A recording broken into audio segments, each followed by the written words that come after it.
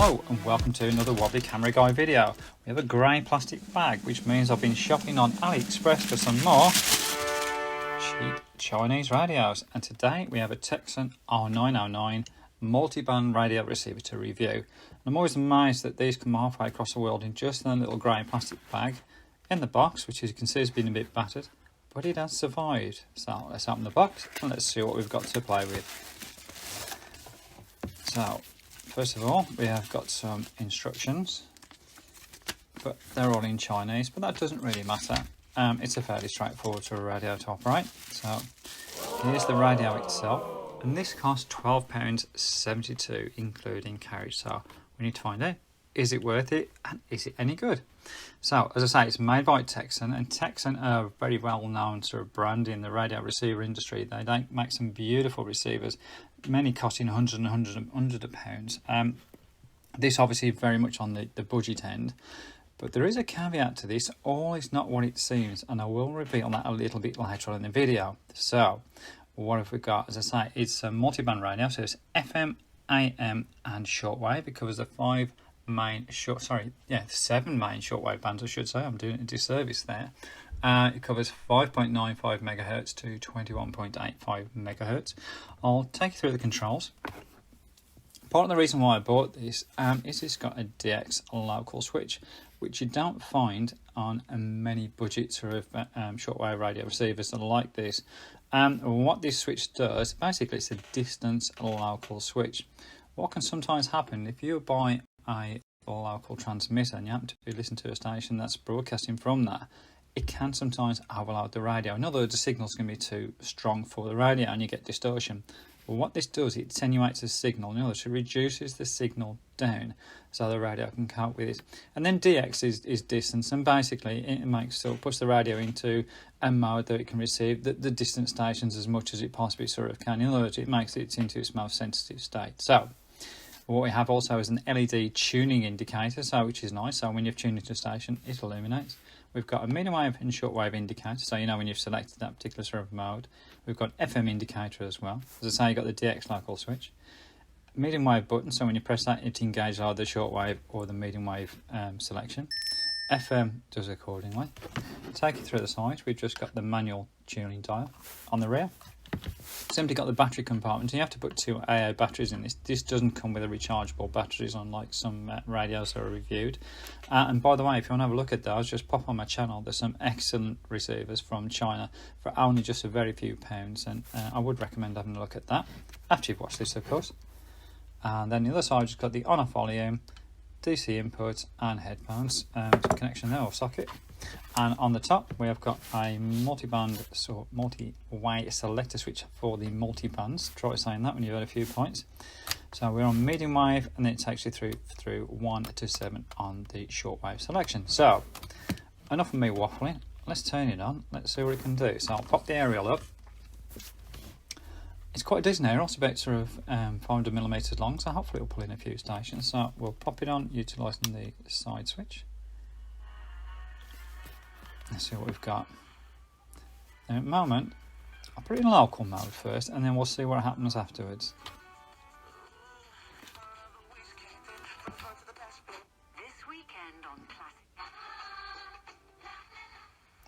Just put it through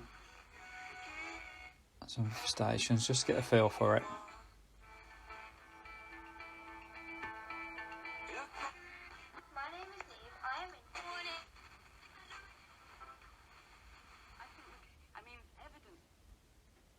So the tuning indicator is working satisfactorily. You can see the FM mode indicator on as well. Let's put it on to DX. Don't have to see the sort of poverty that exists often just down the road. You know, even in this country now, you can have gated communities. Makes a huge difference. So you can see there the attenuation that makes onto the local station that you happen to be listening to. I can't speak today, getting a bit tongue-tied. So there you go. That's in FM. Let's try it in medium wave. So select medium wave. Pop the switch right over there. This is on local. So we've attenuated that signal.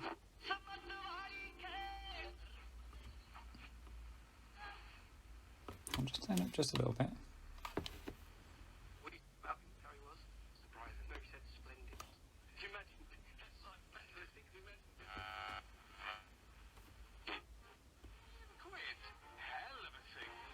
I'll now put it onto distant. Excess refunded after claim settled. Exclusions. Like Henderson's on the bench, bringing the old Jude, and the way in which he still controlled himself during the game, because he like.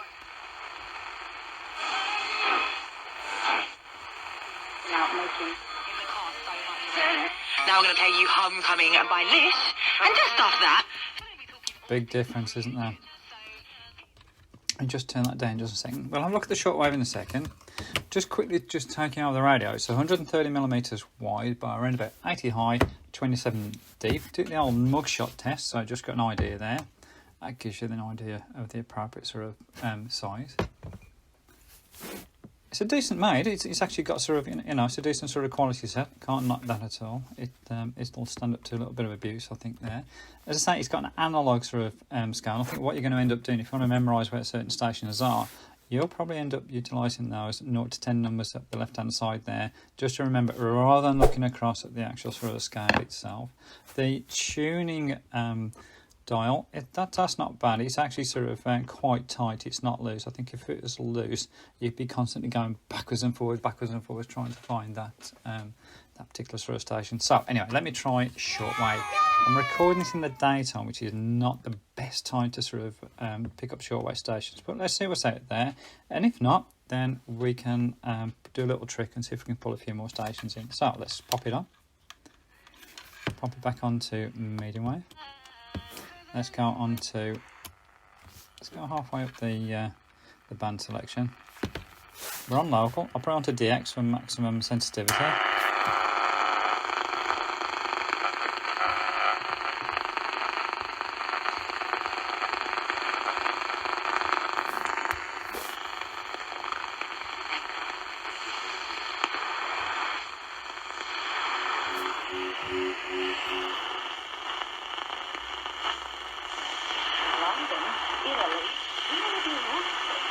Something there. Yes. So on top of saying Another one.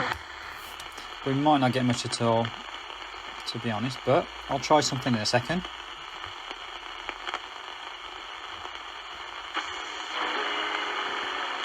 Okay. Turn that down just a touch. What I've got in my garden, I've actually just erected very quickly 20-foot of cable, put it onto a croc clip. So what I'm going to do is going to just clip this to the actual aerial itself. It is knocking things over. Just turn it back up, and let's see if it pulls in more stations. That's a bit clearer.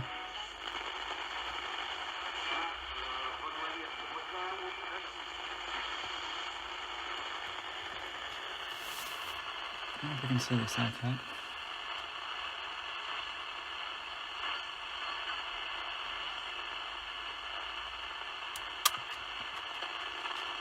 Try some of the other bands.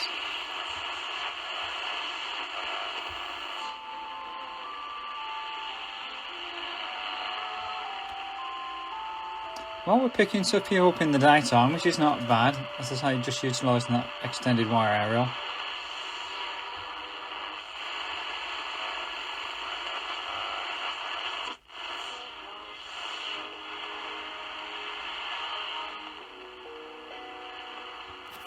Okay. To be honest, we're asking a lot of a little cheapy radio to pick up shortwave in the daytime. Nighttime, completely different kettle of fish. Then the conditions are right for picking up lots and lots of stations. That's where you can have a real lot of fun. So, pop the aerial back down a little bit. What I have got for comparison is a couple of other sort of shortwave radios of around about the same size. And I've done, I should say, videos on each of those. First of all, we've got the CS106. This hasn't got a brand name on it. This has got a digital display. It's still got the three sort of bands. So you've got shortwave, medium wave, and long wave, and FM, I should say. And it's also got a memory function, so you can store your stations in there. This costs a little bit less. This was only around about sort of £9, so just slightly sort of slimmer. But other than that, that one just seems to just be slightly sort of better value. There's another one, again I've done a video on this, which is the Reticus V115. This is more expensive, around about £17, but this has got a lot more features, as well as being the shortwave medium wave and FM sort of receiver, it can also play MP3 sort of songs as well from an MP slot on the side there, and it's also got a line in, and it's got a rechargeable built-in battery as well. So for a few pounds more than this, you can buy that. But I'm not going to knock this. It's a competent radio.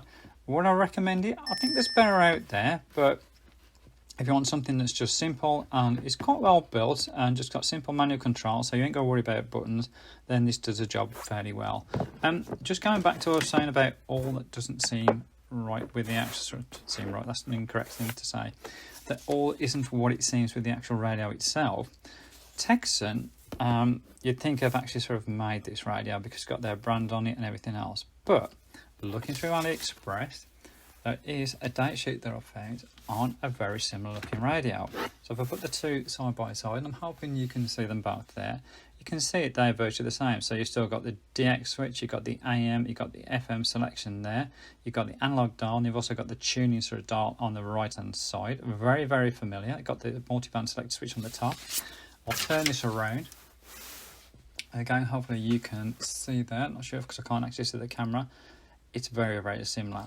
I suspect that this is exactly the same as that, and if so, then judging by the prices that we can see in recording there, you're paying a little bit less for this. I'd say about £8 or £50, give or take a little bit, rather than the £12.72 that I paid for this. So it pays to shop around, and as I mentioned, I have done a review on getting a few extra sort of percentage off AliExpress's prices if you just do the right thing. So pop across, have a look at that video, you might save a few pounds. So there we have it. It's a Tecsun R-909 9-band world receiver. Do I recommend it? It's not bad. It does its job. Is there better out there? I think that there is, and I think it pays to have a look out there. But all in all, not a bad little receiver. And I think having the DX local switch is quite a unique function. I've not seen many radios of this price point that have got this sort of feature. So all in all, thanks for watching as always. If you're into cheap Chinese radios or radios in general, I've done plenty of reviews, both of some really cheapy ones from AliExpress, but also I've got some reviews of some radios from the 50s and 60s, some classic transistor radios which you might prove interesting. I've also done some videos on utilising Hit Film Express on doing some simple video editing techniques if you'd like to sort of pop across and have a look at those.